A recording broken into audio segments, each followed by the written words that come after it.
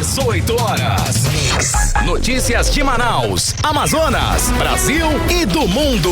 Agora na Mix.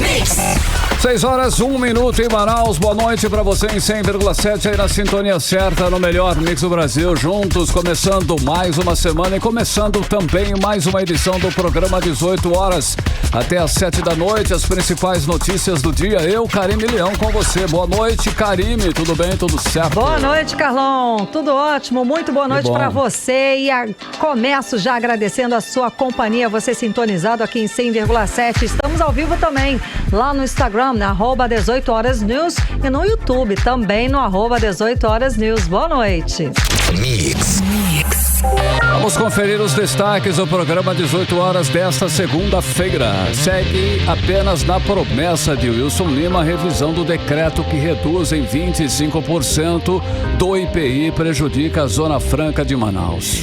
E com isso, o governo federal ainda estuda ampliar mais ainda a redução, passando de 25% para 30% a redução do IPI. O Amazonas mantém um dos índices mais baixos de vacinação completa contra a Covid-19 em todo o país. Enquanto a média nacional de imunização é de 74,1%, o Amazonas registra 58,76% de pessoas com as 2 doses da vacina. 6 horas, 2 minutos, você é o melhor Mix do Brasil. Juntos, começando mais uma edição do programa 18 horas, hoje segunda-feira. Muito boa noite para você na sintonia certa, os destaques do dia. Até às 7 você confere aqui no melhor Mix do Brasil. 18 horas. Olha só, até hoje o governo federal não reeditou o decreto do IPI, o Imposto sobre Produtos Industrializados, para manter a competitividade da Zona Franca de Manaus. Continua valendo o decreto que reduziu o IPI em 25%, sem considerar as vantagens constitucionais das empresas da Zona Franca de Manaus, gerando insegurança jurídica e apreensão entre empresários e trabalhadores. E o Ministério da Economia vem empurrando com a barriga desde antes do decreto entrar em vigor, uma vez que o ministro Paulo Guedes prometeu à bancada do Amazonas e aos representantes de entidades empresariais de que a Zona Franca de Manaus não seria atingida. O governador Wilson Lima disse, depois de um encontro com o presidente Jair Bolsonaro no início deste mês, que o governo federal iria sim reeditar o decreto e que, com isso, a Zona Franca de Manaus seria preservada. Mas, até agora, absolutamente nada aconteceu.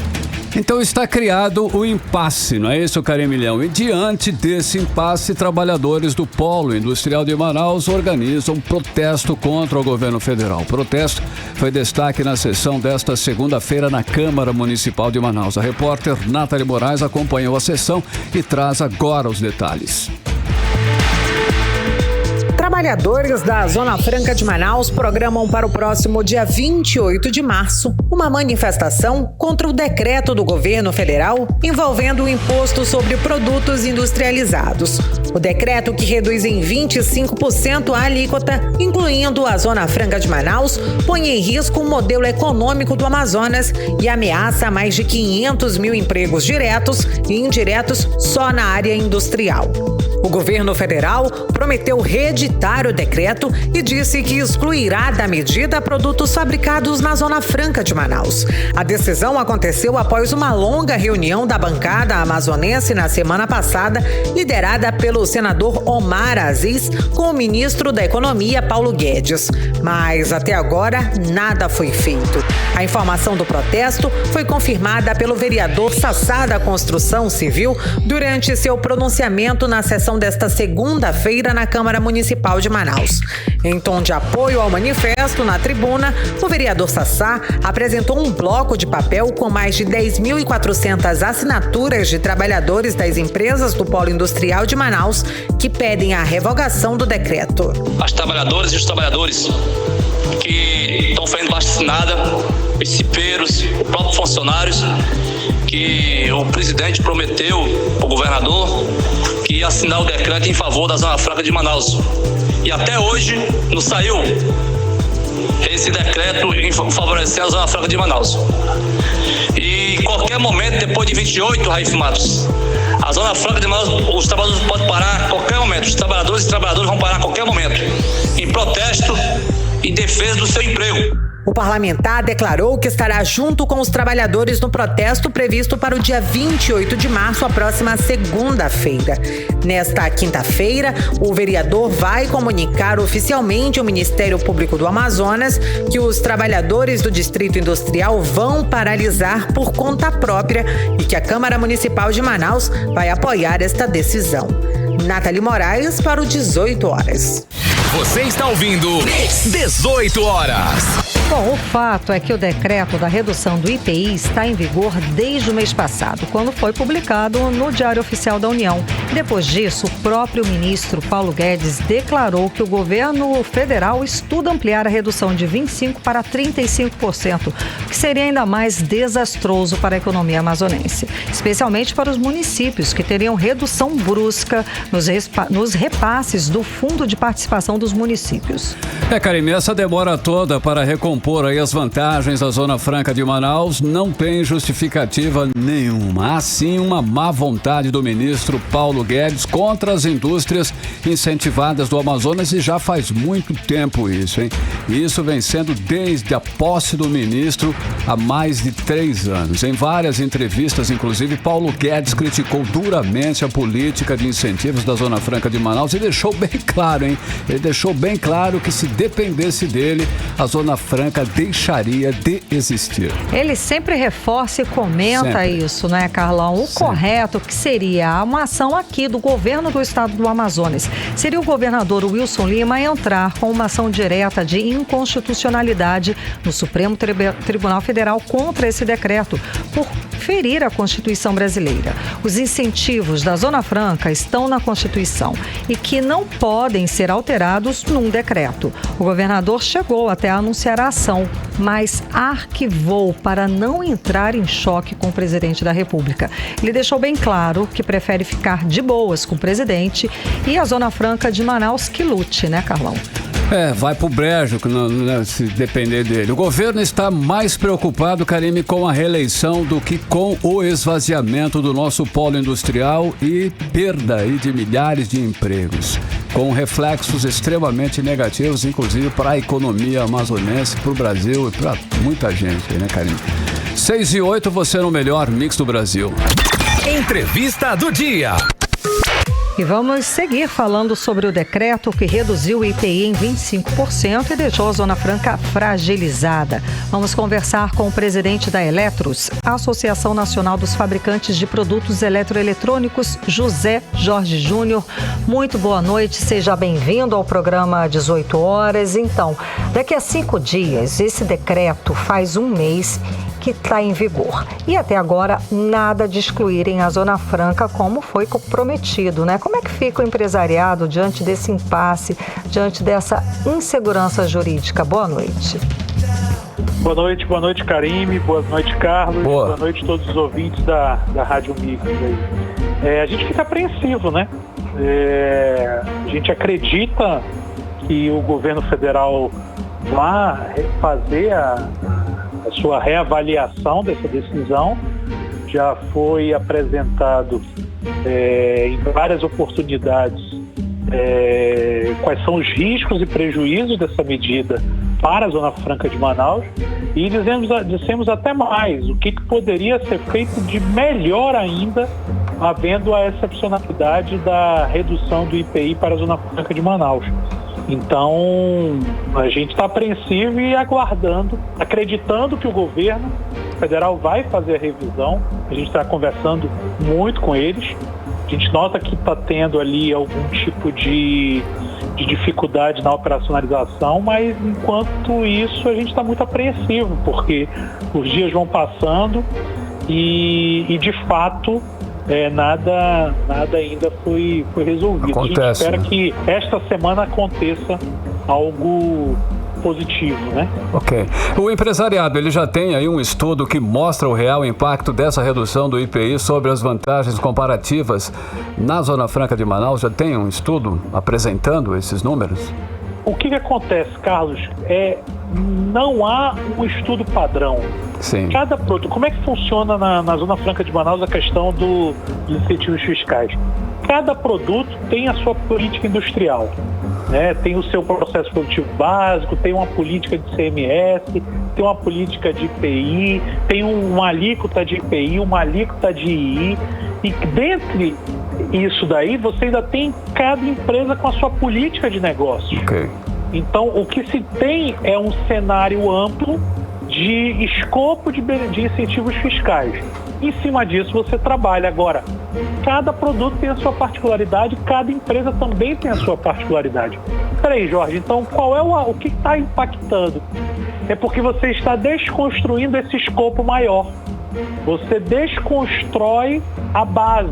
O governo federal, em 1967, e desde lá ele vem aprimorando isso daí, ele trabalha no padrão do escopo geral. Foi desconstruído isso daí. Qual o impacto? Depende do produto, depende do negócio. O fato é que hoje a gente já ouve de empresas de cara dizendo: não faremos nenhum movimento de investimento até quando se tenha certeza do que vai acontecer.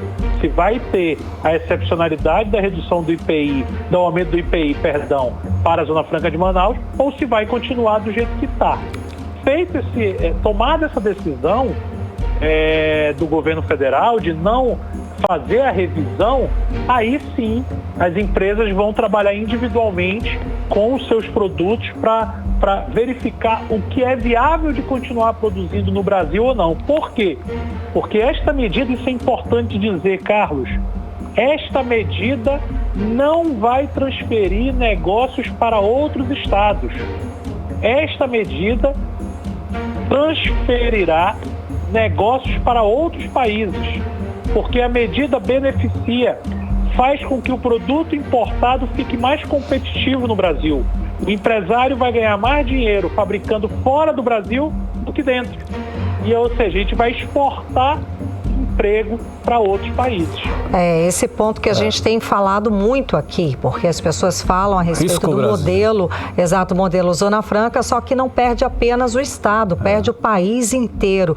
E falando ainda sobre essa insegurança jurídica, que é essencial para as empresas instaladas, mas também para as empresas que pretendem vir investir aqui no modelo Zona Franca de Manaus. O que poderia ser feito de imediato para reverter essa situação, esse quadro, essa insegurança? Olha, Karine, o governo federal já sinalizou que ele vai fazer, que ele está atento a esse ponto.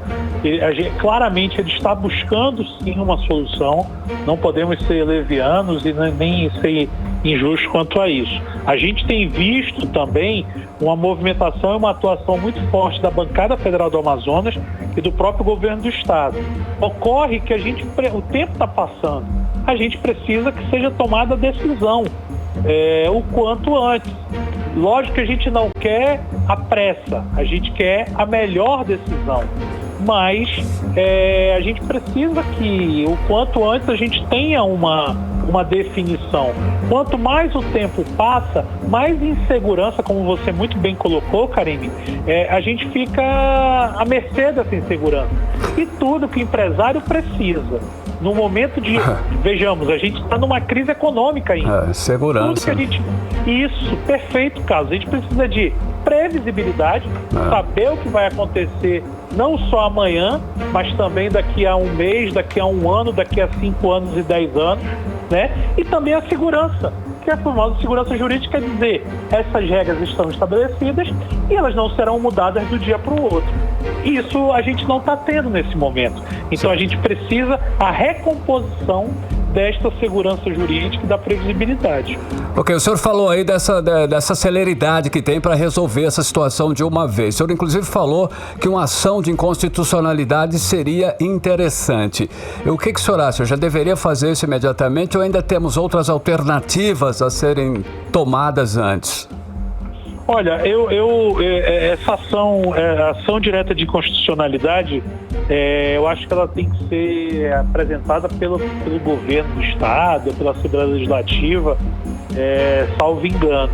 Eu acho que eu particularmente, sou sempre na linha do diálogo, do entendimento, e isso daí pode ser feito, essa reversão, essa eliminação dos riscos em decorrência da redução redução do IPI para os produtos fabricados na Zona Franca de Manaus, ela pode ser facilmente revertida numa esfera administrativa. Eu acho que judicializar, ele é uma possibilidade, não deve ser descartada pelas autoridades, né? Mas eu acho que isso daí é um outro plano, é um segundo momento. Eu acho que a gente tem que continuar empenhado, acreditando no governo federal, para que a gente tenha. Sabe por quê, Carlos? Sim. Porque aí vem na questão da demora. Enquanto não for julgado, enquanto não for... As coisas vão avançando, o tempo vai passando e o investidor, no momento de crise, não é clichê. No momento de crise é que surgem as oportunidades. O problema todo é que essas oportunidades, nessa insegurança, podem não estar na Zona Franca de Manaus. E aí a gente perde a oportunidade. Então, quanto antes a gente resolver isso, e da melhor maneira, da maneira mais rápida e amigável, e eficaz, sem litígio, é o melhor. Sim.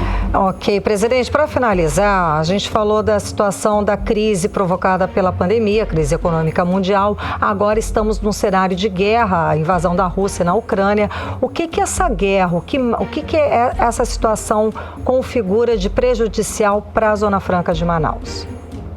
Olha, Karime, na verdade a gente tem aí, como em toda situação de crise, oportunidades e riscos. Acabei de... oportunidades e prejuízos, né? O grande risco que se tem com uma guerra, e Deus queira que isso acabe logo, né? Que isso a gente tenha um fim, tem o lado humanitário, pessoas morrendo lá, pessoas que não tem nada a ver, estão sofrendo. Então, que isso logo se resolva por uma questão humanitária como prioridade. A questão econômica, que vem em segundo plano, a gente tem os riscos aí de desabastecimento de alguns insumos. Primeiro, a alta do custo de produção. Transporte marítimo e aéreo já está subindo, porque você não pode transitar por aquela parte do globo. Você tem aí alguns insumos, algumas matérias-primas que são produzidas na Rússia, na própria Ucrânia, ali no leste europeu, que já começam a chegar no Brasil, quando chegam, com um custo elevado. Você tem todo um ambiente de ainda maior pressão de custo de produção, né, desabastecimento. Então, além da questão humanitária, que é prioritária, ela tem que ser resolvida, nós ainda temos essa questão econômica. Agora, qual seria a oportunidade disso? Imagine vocês, nós tivemos em 2020 a crise sanitária, ainda estamos passando por ela, né? Mas a crise sanitária é muito mais agravada em 2020, e o mundo todo parou, e quem tinha indústria nacional forte, a população não ficou desabastecida, que é o que aconteceu com o Brasil. Por exemplo, a Zona Franca de Manaus, ela entregou milhões de unidades de produtos aos brasileiros quando o mundo todo estava parado. Ou seja, televisores, toda a parte de televisores, toda a parte de áudio, toda a parte que as pessoas precisavam melhorar o seu ambiente do lar, e elas conseguiram fazer isso porque tinha uma indústria nacional forte, no caso específico instalada na Zona Franca de Manaus, que mesmo com o mundo todo parando, a gente não parou, o brasileiro não ficou desabastecido com esses produtos. Então, assim, a gente pode ter uma grande oportunidade, mas para isso a gente precisa solucionar esse ponto que a gente acabou de falar, que é a questão da previsibilidade e segurança jurídica. Então, o risco pode virar uma grande oportunidade, só que a gente precisa retomar a segurança jurídica. Ok, então, muitíssimo obrigada pelas informações, pela participação hoje conversando com a gente aqui no 18 Horas. Obrigado, Karime. Eu estou à disposição de vocês sempre. Um abraço a todos os ouvintes. Um abraço, Carlos. Um abraço. Tchau, tchau. Boa noite. Conversamos com o presidente da Eletros, a Associação Nacional dos Fabricantes de Produtos Eletroeletrônicos, José Jorge Júnior. 6h20, você no melhor mix do Brasil. 18 horas. Olha, ainda sobre a Zona Franca de Manaus, o governo paulista decidiu que pode anular créditos de ICMS recorrentes de compras feitas de empresas instaladas aqui na Zona Franca de Manaus. Pois é, Carlão, e o julgamento está previsto ainda para esta semana. O repórter Hector Silva traz os detalhes pra gente. a mais alta instância administrativa do estado de São Paulo, que analisa recursos de contribuintes contra autuações fiscais, definirá se o governo paulista pode anular créditos de ICMS decorrentes de compras feitas na Zona Franca de Manaus. Pela primeira vez, os juízes da Câmara Superior do TIT, Tribunal de Impostos e Taxas, decidirão se a medida pode ser aplicada caso as mercadorias tenham sido fabricadas com benefício fiscal concedido pelo Estado do Amazonas, sem autorização dos demais governos estaduais. Este julgamento só acontece porque a anulação de créditos de benefícios concedidos por estados sem autorização do CONFAZ, Conselho Nacional de Política Fazendária, que reúne os secretários da Fazenda dos estados e do Distrito Federal, é permitida pelos artigos 1º e 8º da Lei Complementar número 24 de 1975. Mas para o deputado estadual Serafim Correia, do PSB, um artigo da própria lei citada veda a Zona Franca de Manaus. O TIT, o Tribunal de Impostos e Taxas do Estado de São Paulo, que é o Tribunal Administrativo, podemos dizer assim, ele não poderá decidir contrariamente à lei. A Lei Complementar número 24 de 1975, em seu artigo 15, e essa lei trata da questão dos créditos de ICMS entre um estado e outro. Ele estabelece regras dizendo que é vedado você conceder incentivos fiscais que gerem crédito para os outros estados. No entanto, no artigo 15, que é o penúltimo artigo, diz assim: o disposto nesta lei não se aplica às indústrias instaladas ou que vierem a instalar-se na Zona Franca de Manaus, sendo vedado às demais unidades da federação determinar a exclusão de incentivo fiscal, prêmio ou estímulo concedido pelo Estado do Amazonas. Esta lei complementar está em vigor. Ela foi um trabalho belíssimo, feito à época pelo o nosso saudoso Laércio da Purificação Gonçalves, que era o secretário de Fazenda do Dr. Enoque Reis. Então vejam, não faz sentido, tantos anos depois, 47 anos depois, querer negar a vigência da lei. Isso seria um absurdo. Portanto, a meu ver, o TIT não vai fazer isso. Agora, se fizer, a justiça existe para isso. Devemos recorrer. A questão aguarda uma definição da Câmara Superior há muitos anos. As câmaras julgadoras, instância inferior do TIT, já julgaram 58 casos a respeito, mas o placar é bem equilibrado entre vitórias de contribuintes e do fisco, segundo um balanço realizado. A expectativa é que o julgamento, que acontece quinta-feira, dia 25, na Câmara Superior, seja bem acirrado.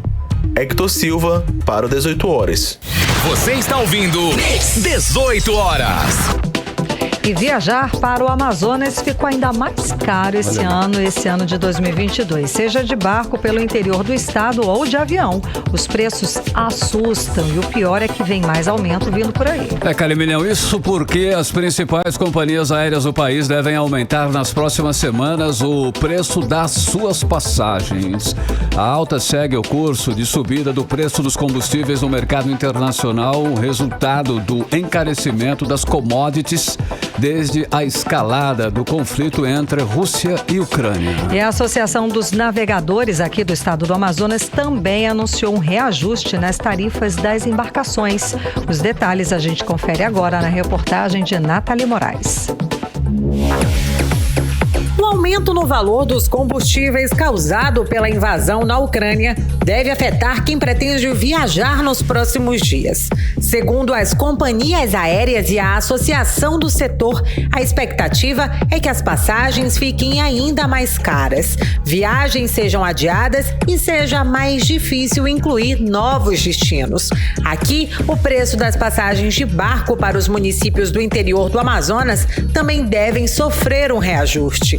A informação é da ANAMazon, Associação dos Navegadores do Amazonas, que atribui este aumento das passagens ao combustível mais caro.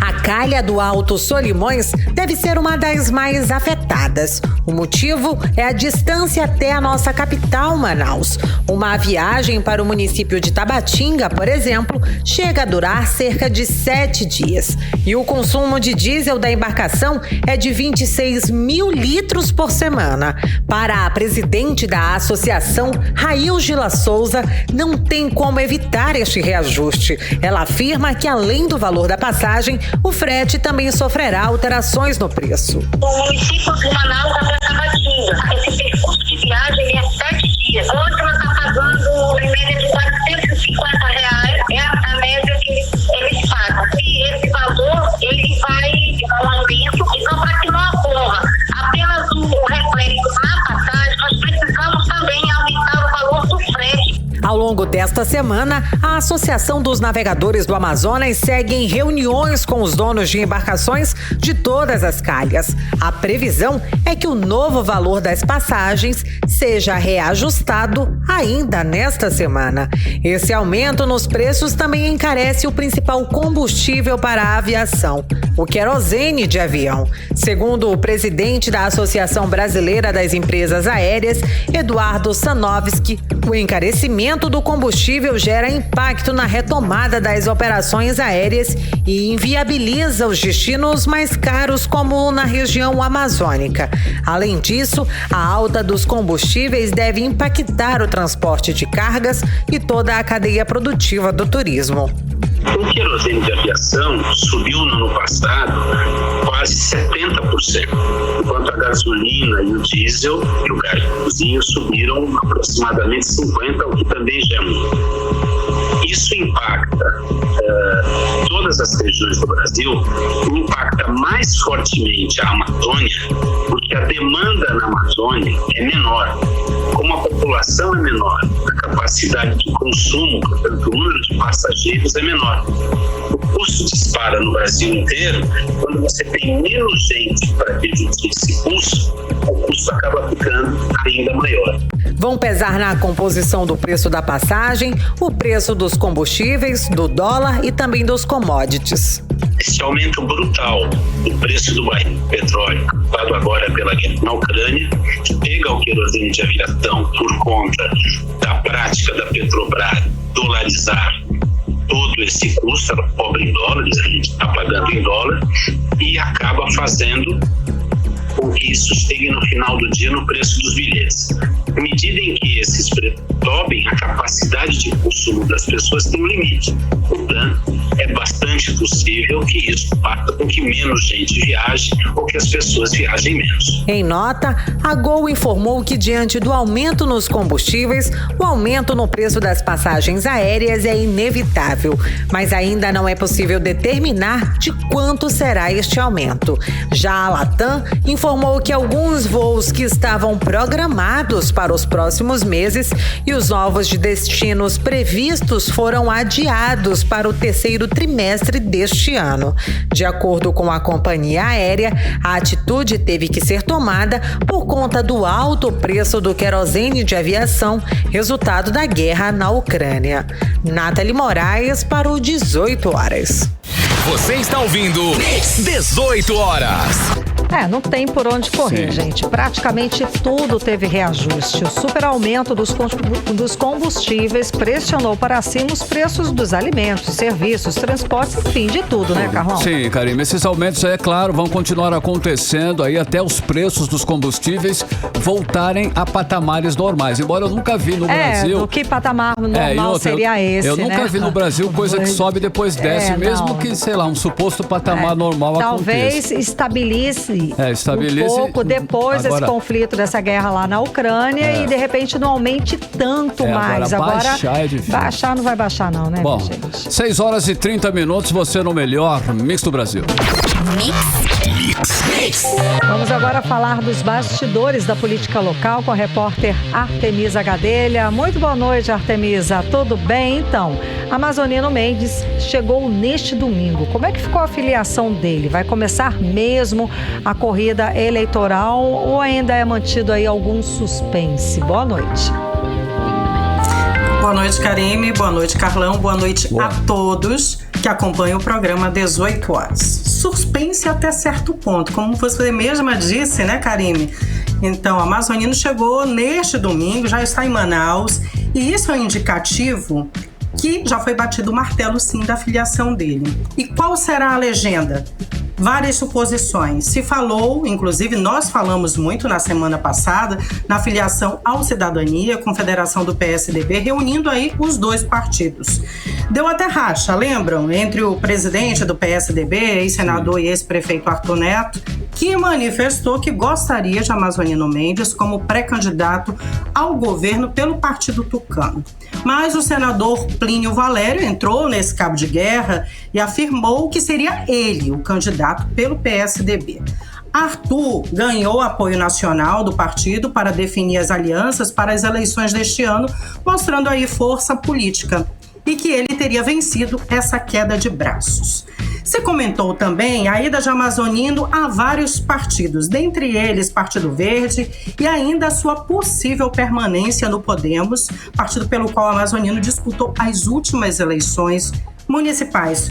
Tudo suposição, porque Amazonino tem mantido esse segredo, olha, a 7 chaves. Se cogitou também que ele não seria mais candidato ao governo do estado do Amazonas. Mas o ex-governador desmente, inclusive comentou ainda há pouco nas redes sociais dele. Se você estiver acompanhando 18 horas pelo YouTube e também pelo Instagram, vai poder acompanhar o vídeo de Amazonino Mendes. Vamos acompanhar a partir de agora.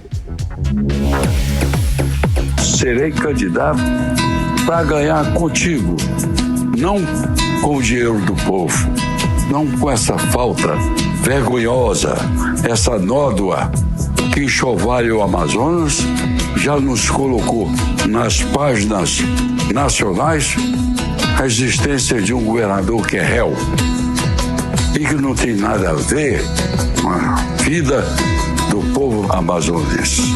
Estou feliz, estou firme, estou saudável.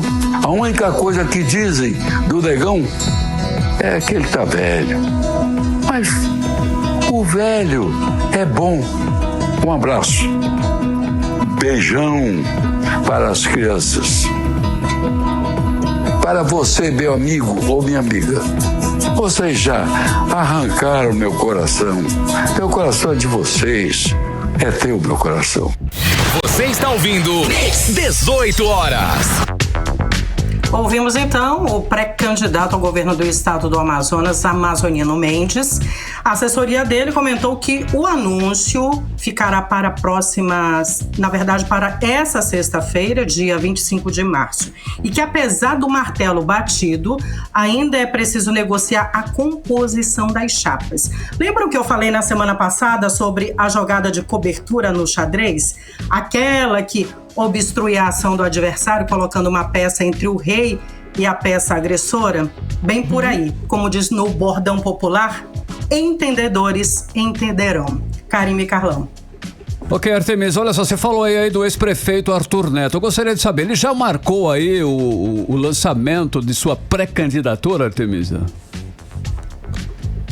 Carlão marcou sim. Arthur vai tentar mais uma vez uma vaga para o Senado. A candidatura do presidente do PSDB será lançada nessa quinta-feira, dia 24 de março, às 6 da tarde, no bairro Nossa Senhora das Graças, zona centro-sul de Manaus.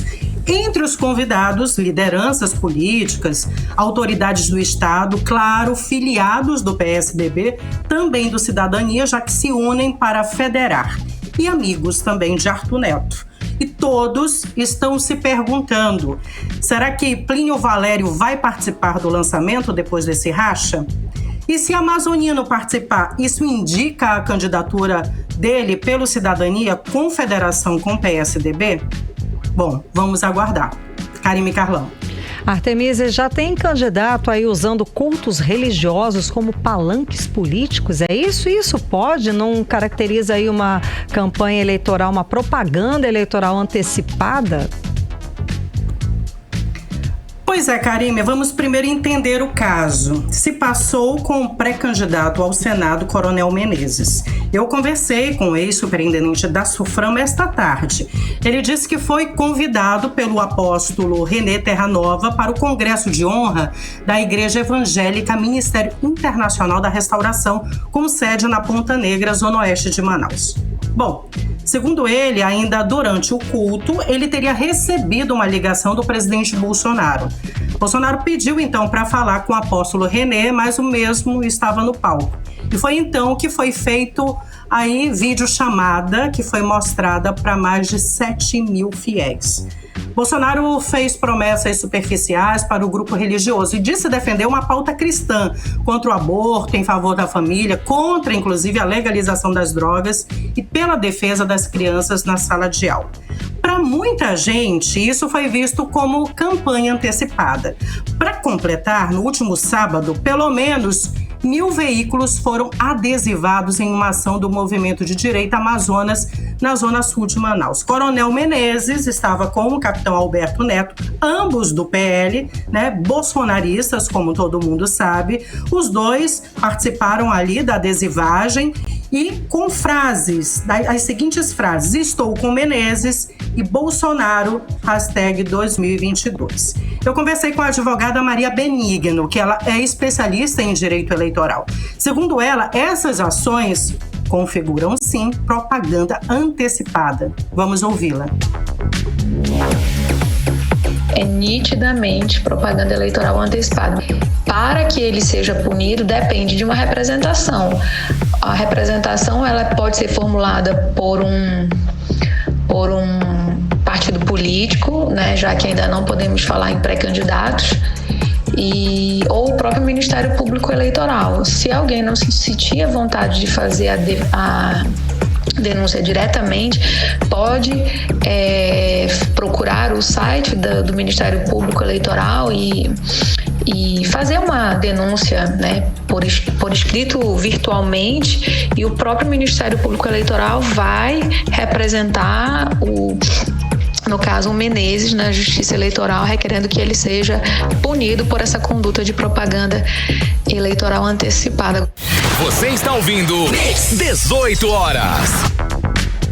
E aí, sobre o possível abuso de poder religioso, a própria Corte Eleitoral do TSE rejeitou instituir abuso de poder religioso em ações que possam levar à cassação. Essa decisão é de agosto do ano passado. Durante a minha conversa com o Coronel Menezes, ele ainda disse que o PL só vai apoiar a candidatura ao governo do estado do Amazonas se o partido indicar o vice. Possivelmente, o nome cotado para o vice seria Alfredo Nascimento. Aí temos também o prefeito Davi Almeida, que também só vai apoiar o candidato ao governo que ele indicar o vice pelo Avante. Nessa corrida, todos querem o apoio do Executivo Municipal, mas Davi está bem cauteloso, viu? E ainda não fechou com ninguém. Se comenta que os nomes a serem indicados seriam Sabá Reis, Jade Afrache e até o vice dele, Marcos Rota. Se comenta ainda que pode ser alguém bem mais próximo a ele. Por enquanto, o nome é mantido em segredo. Todos estão de olho nessa vice-liderança. Ela está super cotada. E nessa disputa, quem deve perder é sempre a corda mais fraca. Com certeza, Bolsonaro também está de olho nisso. Não vai querer perder o apoio nem do governo e nem da prefeitura. Ele não é bobo, E sempre vai escolher o que for melhor para ele. Karime Carlão. Tá certíssimo. Muito obrigada pelas informações, Artemisia Gadelha. Boa noite, bom trabalho. Uma ótima noite para vocês também. Até amanhã. Tchau, tchau. 6h39, você no melhor Mix do Brasil. 18 horas. Olha só, em instantes aqui no 18 horas, o Amazonas mantém um dos índices mais baixos de vacinação completa contra a Covid-19 de todo o país. É o nosso assunto em instantes aqui no 18 horas. Mix. E agora agora nós vamos conferir a previsão do tempo e temperatura para esta segunda-feira. Vamos lá, Karine Leão. Previsão do tempo. Bom, para a noite, a madrugada desta segunda para terça-feira, a previsão é de pancadas de chuva durante toda a noite e a madrugada, gente. A previsão de chuva aí é de 90%, segundo informações do Climatempo. A mínima prevista é de 23 graus. A máxima não deve passar dos 32 graus. A umidade relativa do ar fica entre 76% e 95%. Mix. Olha, o nível do Rio Negro subiu mais 10 centímetros de ontem para hoje. Registra agora no Porto de Manaus a marca de 26 metros e 19 centímetros acima do nível do mar. Só nos últimos 4 dias as águas do Rio Negro subiu 38 centímetros. 18 horas. E o Amazonas mantém um dos mais baixos índices de vacinação contra a Covid-19 com as 2 doses de todo o país.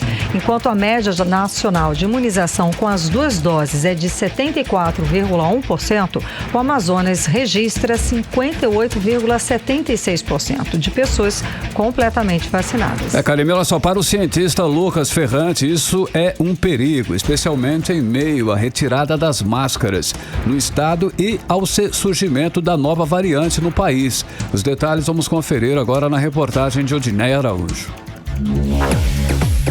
Se tem uma coisa que não combina nessa pandemia, é o baixo índice de vacinação, a retirada das máscaras de proteção e a ameaça de uma nova variante.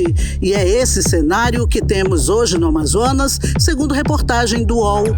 De acordo com reportagem do site, dados do consórcio de veículos de comunicação de ontem revelam que o Amazonas ainda mantém um dos mais baixos índices de vacinação com as 2 doses no país.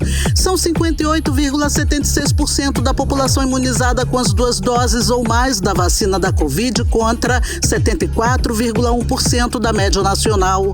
A população do estado consta como parcialmente imunizada com apenas 2.545.000 pessoas com as 2 doses aplicadas. A população total do Amazonas é de mais de 4.200.000 habitantes. A posição do Amazonas, bem abaixo da média nacional, se mantém há alguns meses. Os dados do consórcio de comunicação têm como base os números enviados pelas próprias secretarias de saúde dos estados.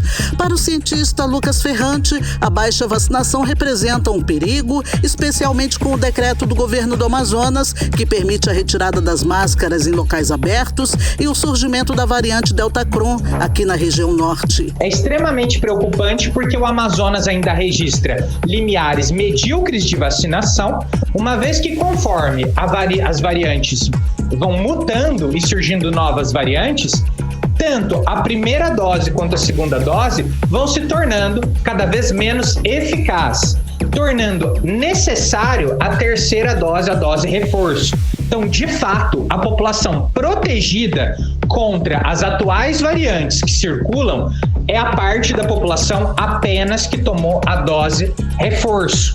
É importante nós avançarmos na vacinação. O cientista Lucas Ferrante alerta para a possibilidade do surgimento de uma 4ª onda da doença no estado ante ao baixo índice de cobertura vacinal. A retirada das máscaras no estado do Amazonas foi um dos piores erros que esse governo já cometeu. Nós estamos dando o alerta de 4ª onda de Covid-19 para Manaus. A situação é crítica e os níveis de transmissão comunitária vão voltar a subir. Nós já rodamos os modelos epidemiológicos com a Omicron BA2, que é muito mais transmissiva e mais severa do que a Omicron BA1, e assim que essa variante chegar em Manaus, as taxas de transmissão comunitária voltam a subir. É importante dizer que as máscaras, elas freiam cerca de 80% de toda a transmissão comunitária, e sem as máscaras, nossa população estará completamente vulnerável. Manaus está suscetível a uma quarta onda de Covid-19. Por meio de nota, a Fundação de Vigilância em Saúde do Amazonas informou que os dados do sistema oficial não refletem a realidade de muitos municípios que enfrentam dificuldade para enviar informação ao Ministério da Saúde devido ao sinal ruim de internet. Ainda conforme a nota da FVS, 66,9% da população do Amazonas está com esquema completo de vacinação, as 2 doses ou a dose única aplicadas. Ainda conforme a nota, o governo tem dado suporte aos municípios com baixa cobertura vacinal devido, entre outros motivos, à resistência da população ante as notícias falsas contra a vacina. A nota também informa que a flexibilização do uso de máscaras de proteção foi decretada mediante análise epidemiológico sobre o cenário da Covid no estado. Odneia Araújo para o 18 horas. Você está ouvindo 18 horas. Olha só, e a posição do Amazonas entre os estados com índices de imunização completa contra a Covid-19 bem abaixo da média nacional indica aí que a Prefeitura de Manaus vai ampliar a campanha de vacinação com 52 postos esta semana, Karine. Estão sendo chamadas pessoas a partir dos 5 anos de idade. Os 52 postos de vacinação vão permanecer por toda esta semana aberto para a população, gente. A Odneia Araújo volta para dar mais detalhes sobre o assunto pra gente. Uma mega ação de vacinação contra a Covid-19 acontece essa semana em Manaus, de hoje até sexta-feira. 52 postos foram montados para receber o público, tanto para a primeira quanto para a segunda dose, reforço ou mesmo a quarta dose. São 47 postos para o público a partir dos 12 anos e 5 postos exclusivamente para crianças de 5 a 11 anos, com as vacinas Pfizer Pediátrica e Coronavac, de acordo com o Plano Nacional de Vacinação contra a Covid do Ministério da Saúde. Quem for receber a primeira dose e tiver entre 5 a 17 anos, deve estar acompanhado pelo pai, mãe ou uma pessoa maior de 18 anos. Também é preciso apresentar um documento de identidade ou certidão de nascimento, CPF ou cartão nacional do SUS. Para quem tem mais de 18 anos, basta levar o documento de identidade original, com foto e o CPF. Quem for tomar a segunda dose, precisa apresentar o documento de identidade, o CPF e a carteira de vacinação com o registro da primeira dose. Já quem tiver perdido o cartão, pode apresentar o certificado de vacinação obtido por meio do Imuniza Manaus, que pode ser baixado no celular. Para a dose de reforço, é preciso apresentar a identidade, CPF e a carteira de vacinação com o registro das 2 doses. Já a quarta dose da vacina contra a Covid está liberada para pessoas em tratamento de doenças autoimunes, como lúpus, artrite reumatoide, anemia hemolítica, esclerose sistêmica, entre outras. Também podem tomar a quarta dose idosos a partir de 70 anos e que tenham recebido a terceira dose há pelo menos 4 meses. Para isso, é preciso apresentar um documento de identificação com foto, CPF ou cartão do SUS, além de laudo, exame ou receita, original e cópia, que ficará retida para controle. O 18 horas tentou ouvir a Secretaria Municipal de Saúde para outros esclarecimentos, mas até o fechamento da reportagem, eles não enviaram resposta. Odneia Araújo para o 18 horas. Você está ouvindo 18 horas. Agora às 6 horas e 48 minutos, vamos para Brasília conversar com o correspondente do 18 horas, o jornalista Carlos Eduardo Matos. Carlos Eduardo, boa noite. A semana já começa com uma nova pesquisa eleitoral, é isso mesmo? Conta pra gente. Boa noite, Karime. Boa noite, Carlão. Boa noite a todos. Trata-se da pesquisa da empresa FSB Comunicação, encomendada pela BTG Pactual. Ela indica que 29% dos entrevistados disseram que o governo federal é o principal culpado pelo superaumento dos combustíveis. 22% culpam a Petrobras. 21% culpam os governadores e 18% culpam a guerra na Ucrânia como o principal culpado pela crise na gestão dos combustíveis. A escalada de preços, principalmente do diesel e da gasolina, problema que segue sem solução ainda, subiu para o topo do ranking ranking de problemas que atingem a pré-campanha do presidente Jair Bolsonaro. Como vocês já disseram, os combustíveis elevaram ainda mais a inflação, tirando o poder de compra das pessoas e a qualidade de vida das famílias. Por essa razão, Karime, a pesquisa da FSB, que foi divulgada hoje, ela aponta uma rejeição de 59% ao governo de Jair Bolsonaro. Ele é o pré-candidato que tem o maior índice de rejeição. Depois dele vem o governador de São Paulo, João Dória, que tem um índice de rejeição de 54%. Sérgio Moro tem 49% de rejeição, Lula e Ciro Gomes têm rejeição de 41%. Com relação a intenções de voto, a pesquisa da FSB mantém o cenário polarizado entre Lula e Bolsonaro, com o ex-presidente Lula liderando na pesquisa estimulada com 43% e Bolsonaro com 29%, diferença de 14 pontos. Na pesquisa espontânea, a diferença é um pouquinho menor. Lula tem 38% e Bolsonaro tem 27%, diferença de 11 pontos percentuais. Na terceira via, a pesquisa estimulada aponta que Ciro Gomes tem 9%, um porcentinho a mais que Sérgio Moro, que tem 8%.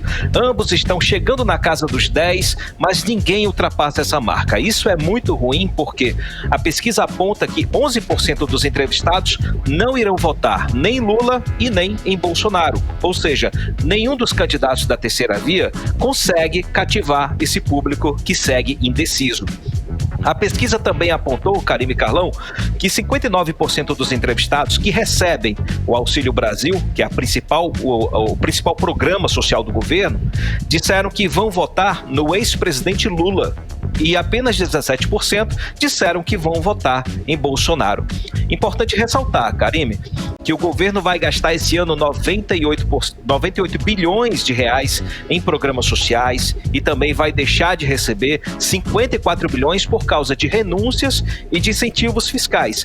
Mesmo assim, o presidente ainda não conseguiu evoluir de forma consistente nas pesquisas. Karime e Carlão. Ei, Cadu, o ministro Alexandre de Moraes, do Supremo, ele revogou a decisão de bloquear o aplicativo Telegram. Já voltou tudo ao normal, Carlos Eduardo? Você usa o Telegram? Já tá ok lá, não? Carlão, o Telegram voltou ao normal, sim. Voltou ao normal do domingo.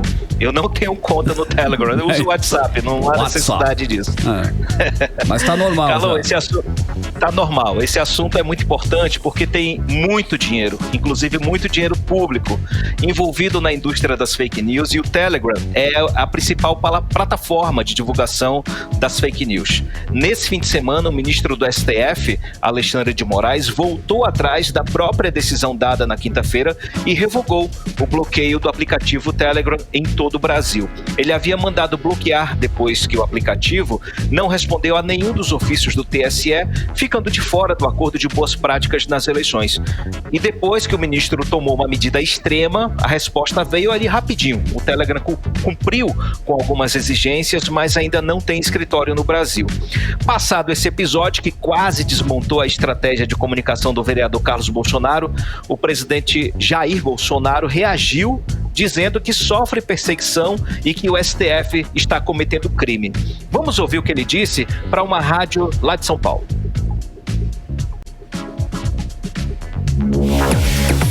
O TSE deve fazer a sua parte também, sabendo da posição do Alexandre de Moraes. É claro, não é novidade que eu vou te falar, é uma perseguição implacável para cima de mim.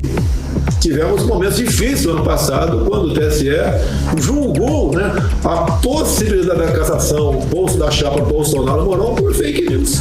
Acredite, eu até respondi processo no TSE por abuso do poder econômico. São processos, no meu entender, devem ser arquivados de ofício, nem sido levados para frente.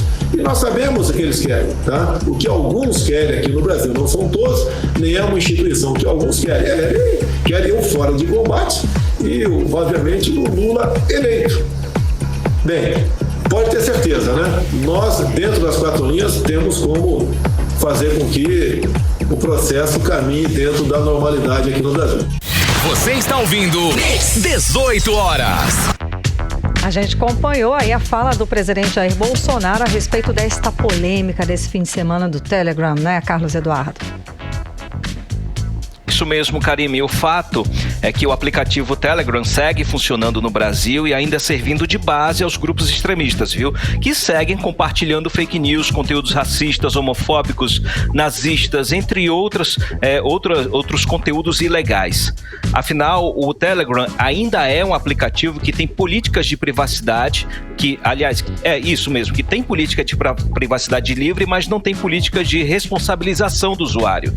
Essa polêmica toda reacendeu o debate sobre as fake news na Câmara dos Deputados, onde tramita um projeto de lei que regula as plataformas digitais e ainda criminaliza a prática de fake news. Esse projeto é do deputado federal Orlando Silva, que é do PCdoB de São Paulo, que apesar de ser da oposição, ele vem conseguindo promover o debate com empresas, institutos, universidades, ONGs e com o governo, que por sua vez vem tentando fazer uma nova versão desse projeto um pouco mais branda. Porém, o deputado Orlando vem enfrentando resistência dos parlamentares da base governista que estão atuando em defesa do Telegram, que é a principal rede de comunicação dos grupos de apoio ao presidente Bolsonaro. Carlão e Karime.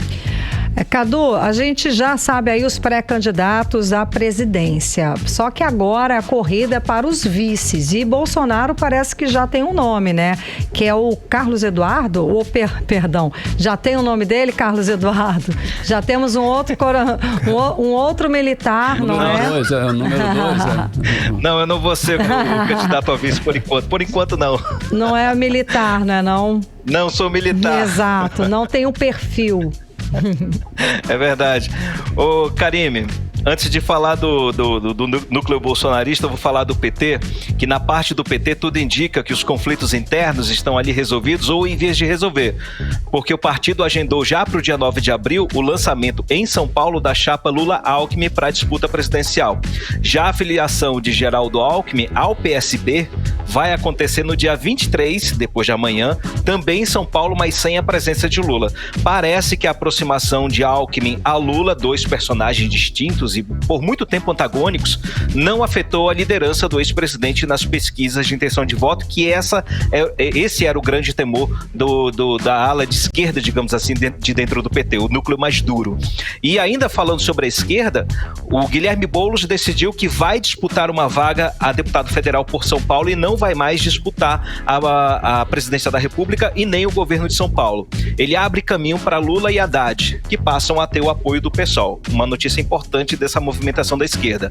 Já no núcleo bolsonarista, agora sim, a expectativa é de que o general Braga Neto, o atual ministro da Defesa, seja vice na chapa de Bolsonaro. Fontes do governo nos disseram que a possibilidade é de 95%.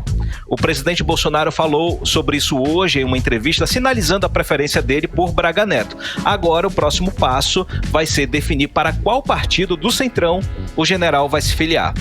Na terceira via, Karime, a coisa não anda boa para Sérgio Moro. Isolado, ele ainda não indicou ninguém para compor a chapa com ele.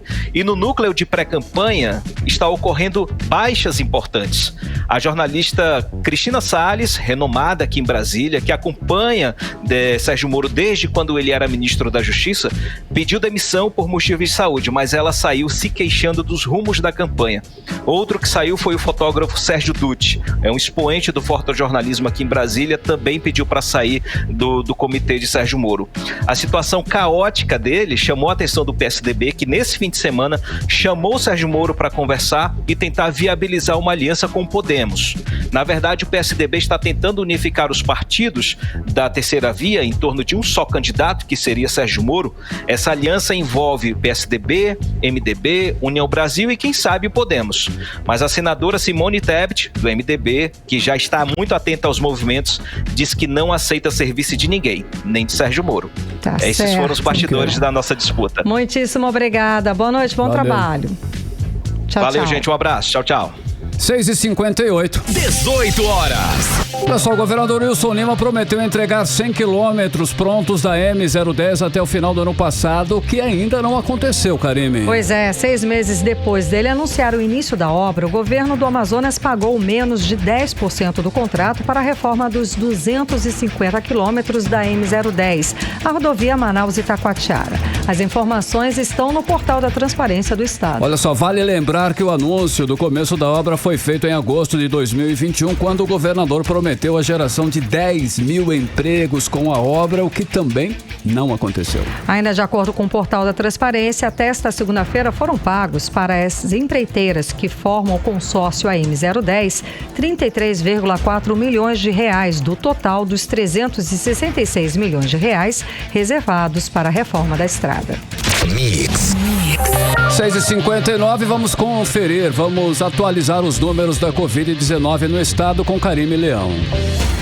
E segundo o boletim diário, Covid-19 traz o diagnóstico de 200 novos casos, totalizando para 580.691 os casos da Covid no estado do Amazonas.